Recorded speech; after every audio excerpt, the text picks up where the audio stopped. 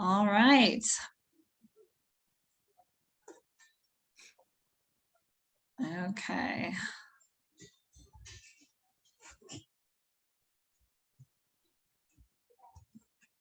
All right, I'm just rearranging my screen so that I can see everybody and anybody who may end up joining us here.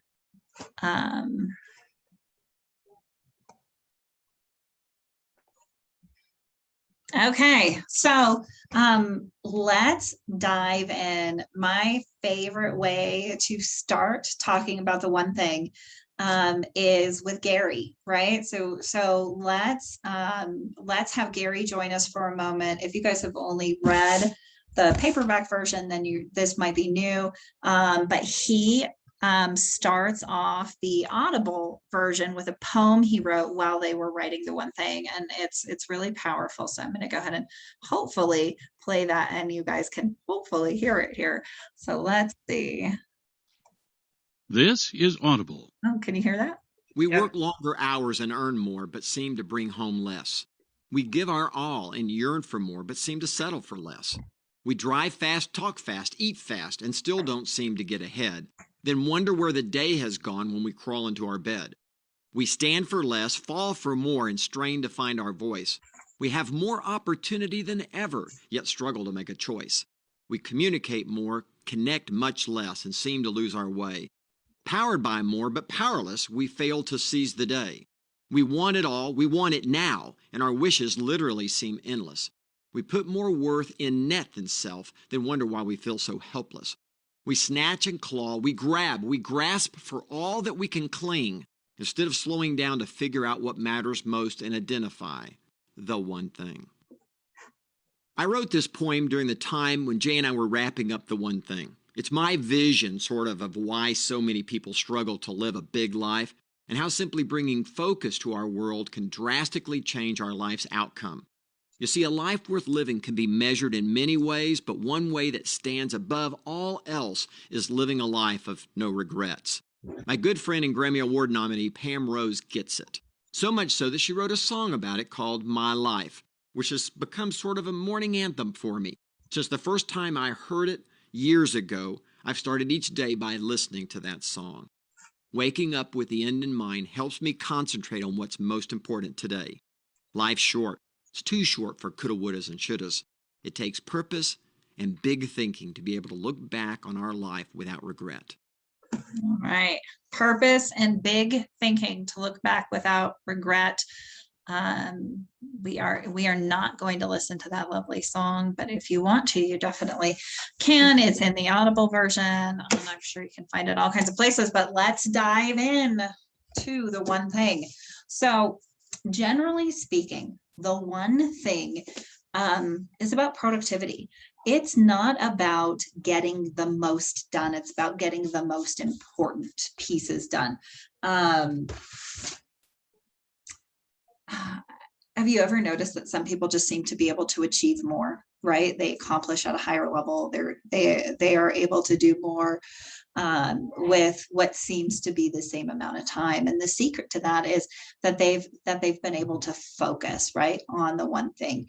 If there were one superpower that sets the average achiever apart from the high achiever, I would say that superpower is called focus. Right? It's on the ability to kind of put your blinders on and stay focused on that one thing, right? So that's what we're gonna dive into today.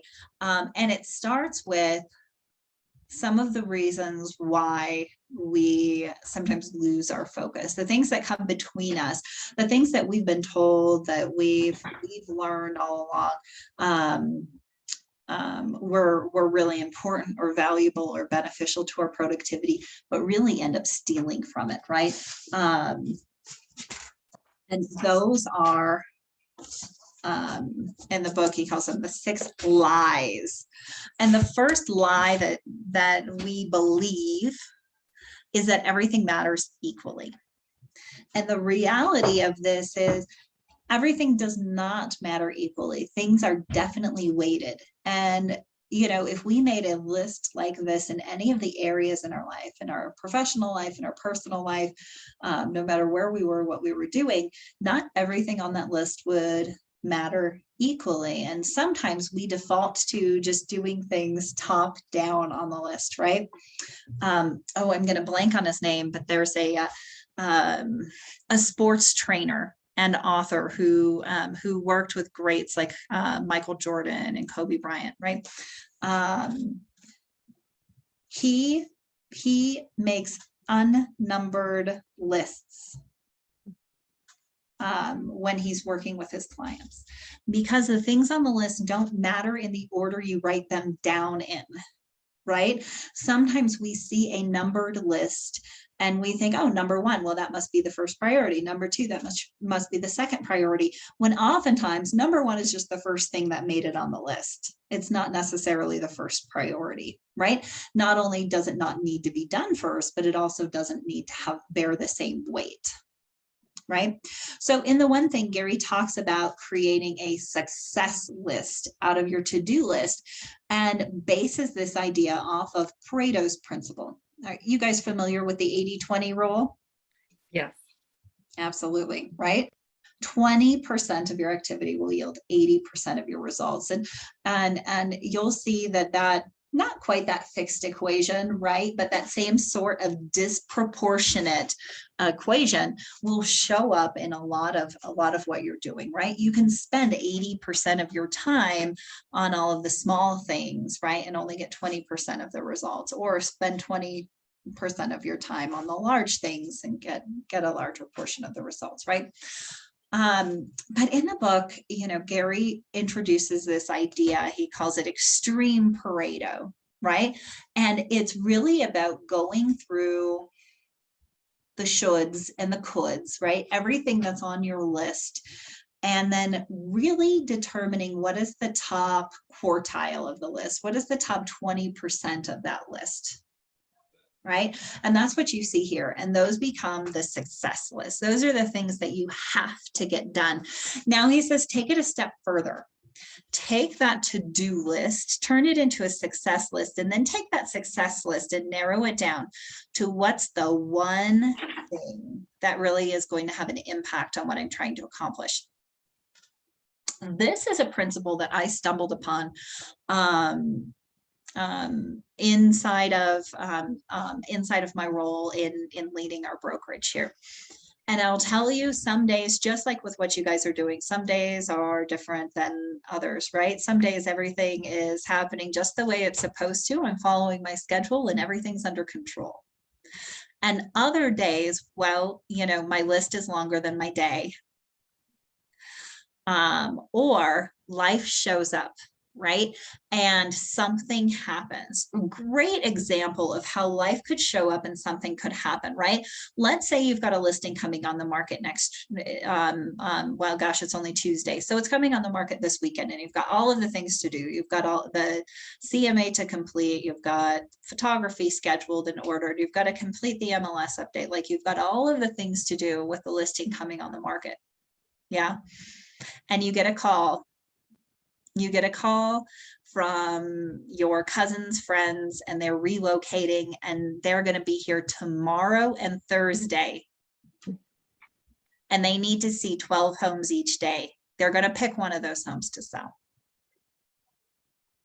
Right? But it's also your son's birthday. Right? And all of the other things. Does this sound like a real life example? Yeah, absolutely. We've heard it before, right? When it rains, it pours, right? Because this shows up. And so that's how I stumbled on extreme Pareto, is because I would catch myself in these circumstances where everything was under control until it wasn't. And then all of a sudden I had more list than day.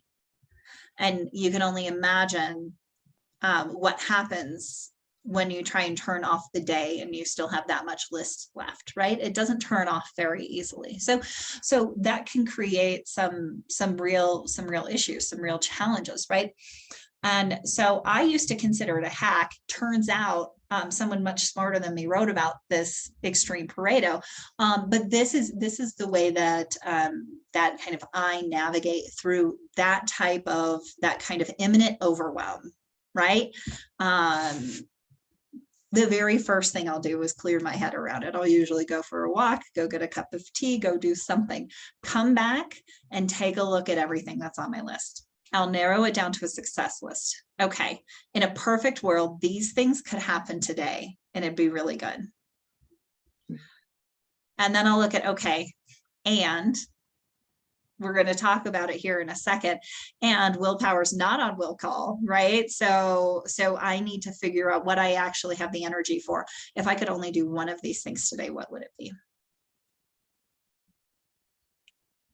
Right? And then go do that one thing. And then take care of whatever you need to do to accomplish the rest of that tomorrow or the next day or whatever it is. So not everything matters equally. We'll talk about it a little bit today, the idea of time blocking, right? When you're time blocking, it's very, very easy for your time block to turn into a to-do list. Oh, but I've got this time, I'm going to do all of these things. I'm going to encourage that you actually narrow it down to the one thing and you literally spend that chunk of time, whatever it is you've allocated to that one thing. And we're going to look at some strategies for that as well. Multitasking. Multitasking is a lie, right? And in the book, Gary Keller says that multitasking doesn't even exist. What it really is rapidly switching between one task and the next. And you can see in the illustration here how much longer, first of all, it takes to complete the same amount of work when you're multitasking, right? But also, that reorientation time, that interrupted workflow, right? What happens when you're actually task switching, when you're going from one to the next, from one to the next? Our digital environments invite multitasking like never before, right? It's even possible that right now, as we speak, you're multitasking, right? You may have something else on the screen up over the Zoom, right? And you may be working, right? You may be multitasking. And so it's something that we're hardwired for. We're programmed to multitask. We're programmed to have multiple things get our attention at one time. And yet it doesn't yield the highest level of productivity, right? So when I think about having that focused workflow, I think of being in a state of like flow. Are you guys familiar with that concept? It's actually a documented change in your cognitive activity when you get into a state of deep work or flow, right? There are physiological changes that allow you to be more creative, more productive, and actually allow you to focus better. But that state of flow or deep work is challenging to get into, especially if it's not something that you have regular practice on. Most people cannot just, snap their fingers and get into a state of flow. It's something that you have to kind of work your way into. But then once you're in it, you can stay in that state of flow for an extended period of time until something else really dramatically grabs your attention away. That's that focused workflow. Sounds like meditation. You know what? Almost. Actually, there's a really neat book. It's called Deep Work.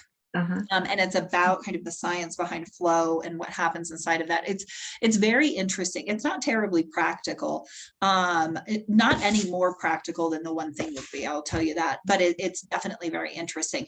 Some of the techniques to help you get into a state of flow are some of the same techniques that we learn in the one thing, right? And we're going to talk about those today. But it's a very interesting concept.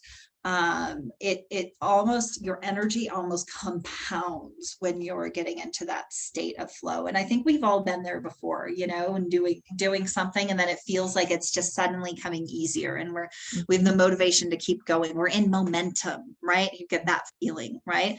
And so that's what can happen when you give yourself a prolonged period to be able to work on your one thing. And so the challenge inside of that is finding the right amount of time for that, and then building a bunker, clearing yourself from those distractions so you can actually get into a state of flow or focused work, right?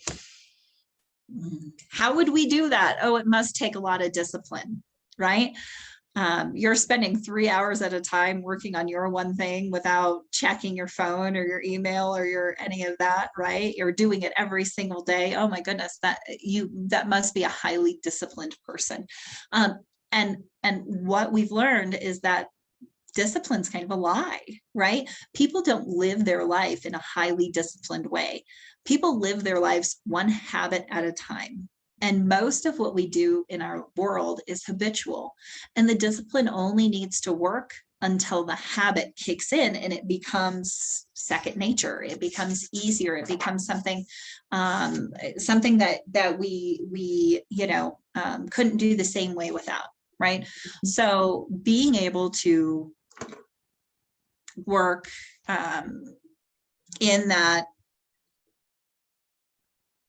being able to work inside of that that idea that you don't have to always be in control of it, right? It may be harder to wake up an hour early and have some time for morning reflection and meditation, right? That might be harder to do now. It might take some discipline to do now, but after you've been doing it for a long enough period of time, it happens second nature. There's a great example of that.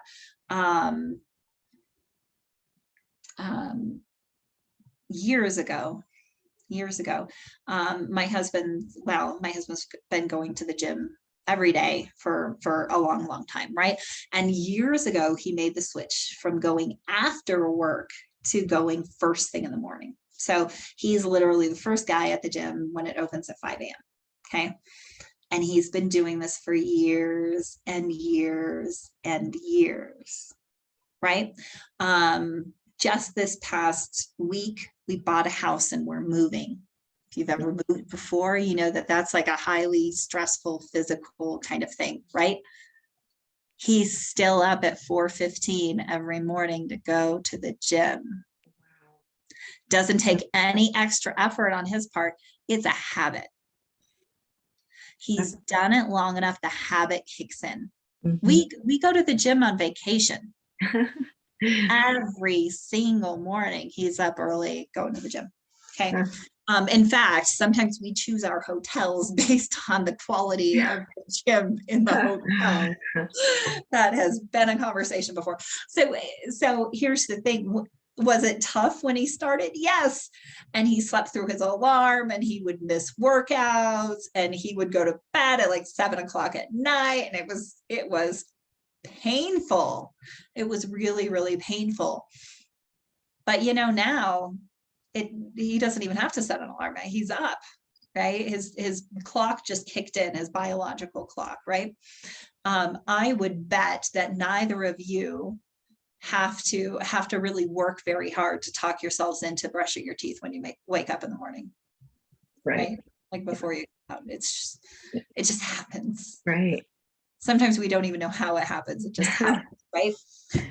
But if you probably don't remember back when you were like 3 or 4 years old, or 5 or 6 or 12 or 13, or any of that, when your parent had to nag you over and over and over again to brush your teeth before school or before you went to bed, right? Sure. Yeah. And then habit kicked in. Right? So it's not about having the discipline. It's about having the discipline just long enough to build the habit to make it easy.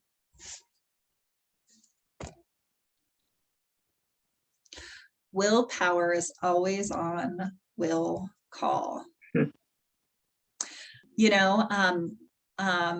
if you guys haven't yet experienced Bold from Keller Williams, you should. We'll have a session coming starting in October. It's an incredibly powerful course, but in Bold, there are several laws that kind of govern our Bold experience, right? And human nature in general. And one of the Bold laws is don't compare your insides to somebody's outsides. And that Bold law reminds me of willpower not always being on will call. And I'll share with you why. I am a certified negotiations expert. If you haven't yet, that's a professional designation you can get through the Realtor Association. It looks really shiny and fancy next to your name, but it has nothing to do with that. I negotiate with myself for absolutely everything, right? I mean, from getting out of bed to what am I going to eat for breakfast to what should I wear to get today, right? I am negotiating all of the decisions I make in life. And like I said, I am a certified negotiations expert, right? So these are not easy conversations. Hey, Anna, you should have whole grain toast. Yes, you should. That doesn't happen, right? It's how about some Frosted Flakes instead, right? Or, ooh, a Pop-Tart sounds good, right? Right? The negotiations are very different. That's how the voice in my head sounds, in case you were wondering. But no, so we have those negotiations all the time within ourselves, and that's our willpower, right? Kind of being depleted, if you will, right? Every single time we have to kind of stop and make that decision and negotiate with ourselves to spend our energy somewhere, right? Our energy gets more and more depleted. So as you can imagine, our willpower is at the highest before we've had to do any of those negotiations, before we've had to spend that energy anywhere else. We now have the energy to spend on the things that we want to, right? It's the devil and the angel on the shoulder, right? The angel's going to have more energy earlier in the day. And so the graphic you see on the screen is really interesting, right? So they did a study of Israeli parole hearings, right? And it turns out that you were much more likely to receive parole right after the day started or a break happened, because of that internal dialogue that's happening, right? People, it's easier to say no and not take a risk than it is to say yes and be more optimistic. And so willpower is not always on will call. It's a really interesting phenomenon if you really choose to kind of go internal and learn more about yourself and what makes you tick, right? You'll find the spots where your willpower is at its best and where you need to help it along the way, right? I have a uniform. If you guys haven't noticed that yet, it is typically comprised of the KW shirt that matches whatever I'm talking about that day, and jeans or slacks and a jacket, okay? I don't have to make many decisions inside of that. 9 times out of 10, you're going to see me with the same hairstyle. It's not because I think this is the most flattering style for me. It's because it's one less decision I have to make. So when I get to the office in the morning and I have to decide whether or not I'm going to do the difficult things that comprise my one thing, I haven't spent my willpower on all of the other things that bring me there, right? I don't even have the breakfast conversation anymore, right? I have the sprouted 12-grain bread and my cream cheese, and that's what I have for breakfast every day, whether I feel like it or not. Every day, and a cup of tea. That's it. I don't have options. Every now and again, somebody does something silly like brings donuts home, and you know what I do? I just go ahead and have the damn donut so that I don't have to waste that energy later on in the day. Yeah. It's worth it to me. It's worth it to me. Fortunately, that doesn't happen too often, right? So how can you set yourself up for willpower success? And decision fatigue is one of the biggest drains on willpower. It's one of the reasons why you'll hear the best practice that lead generation is the first thing you should do every day. Do it from 9 to noon every single day, because that requires a lot of willpower. I know a lot of real estate agents, and there are not very many of us who are hardwired to love getting on the phone, to love lead generation, to love cold calling, to love following up with leads who don't call us back, to love hearing no, no, no over and over every day, which is sometimes what we get the privilege of doing.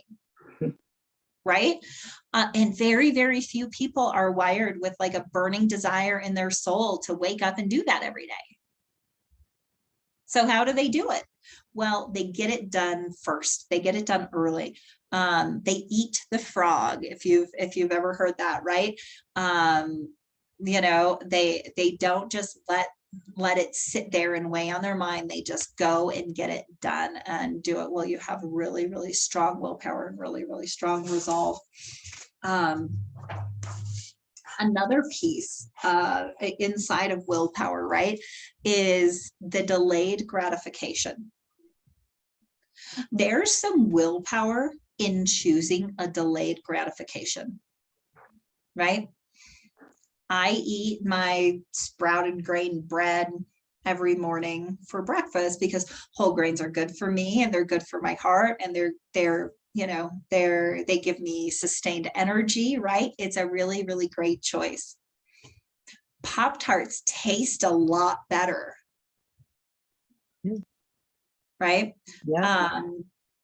I use this example because the kids managed to talk me into buying Pop-Tarts last time we were at the store. And so what do you know? Now I'm faced with the Pop-Tart dilemma every morning.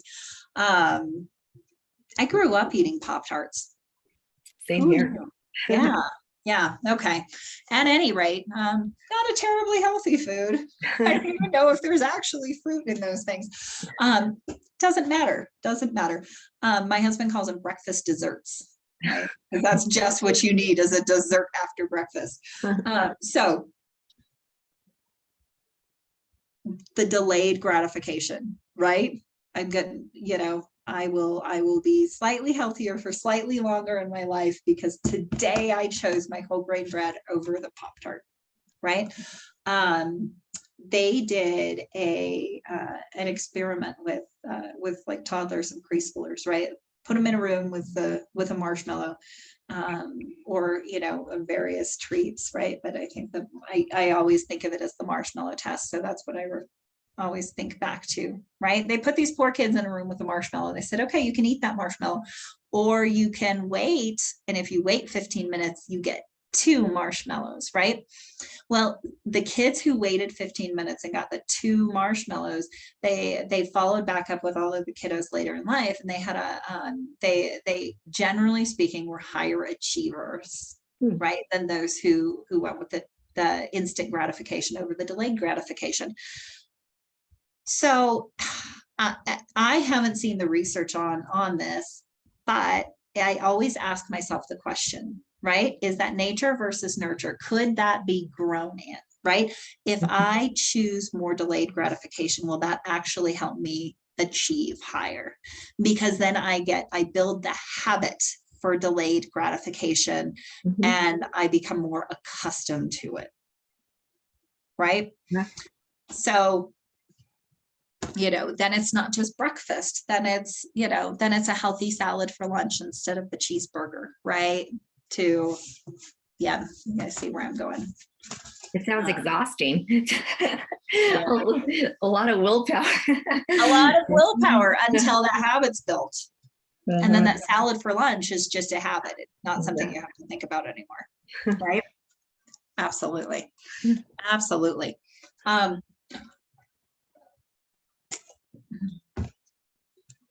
And this one's so true.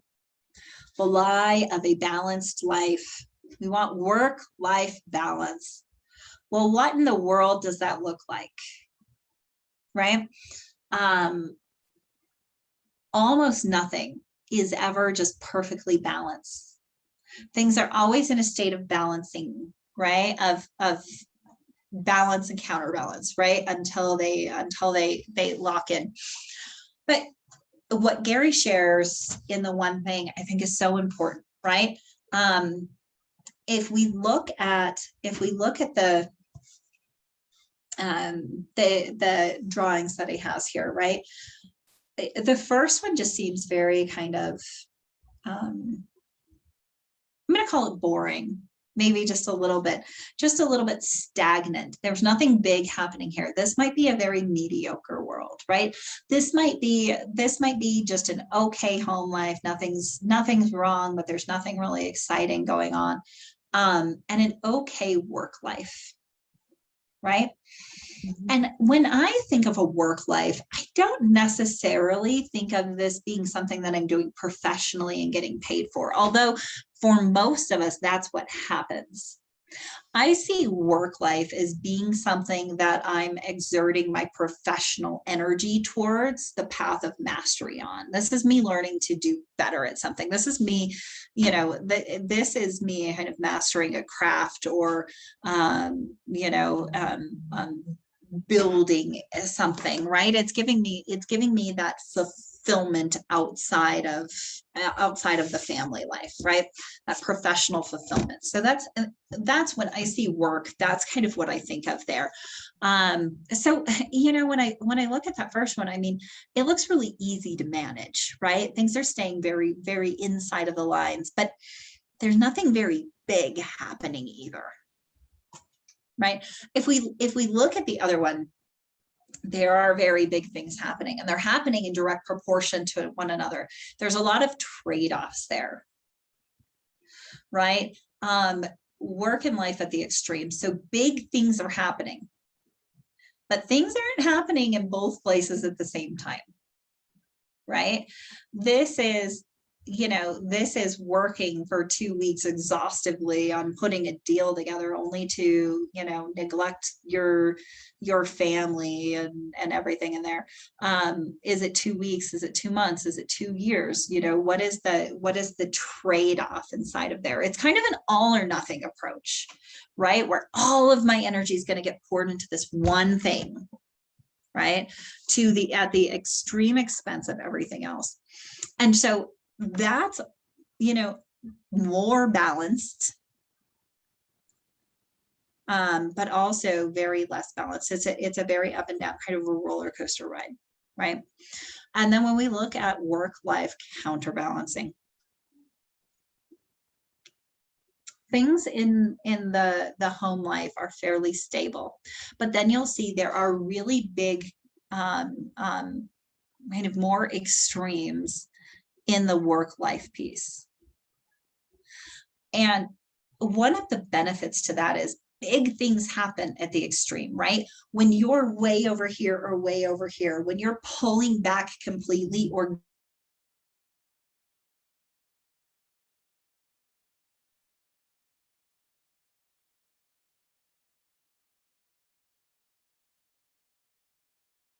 Uh-oh. Anna, you froze.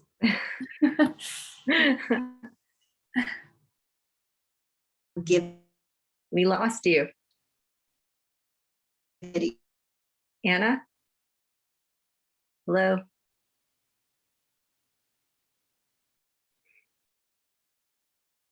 thing and be in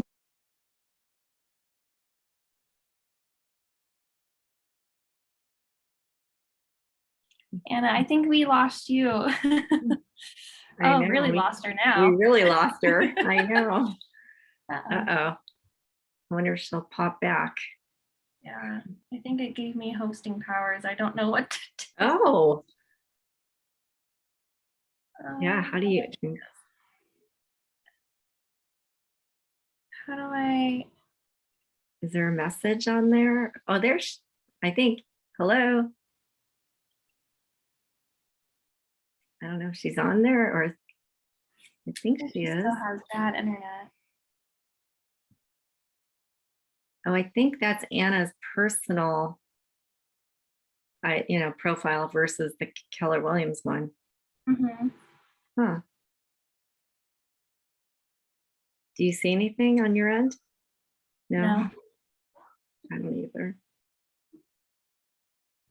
But we're being recorded. Yeah.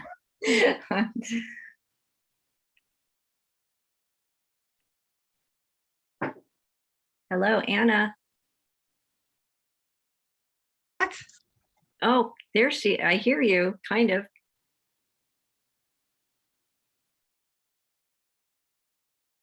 Well.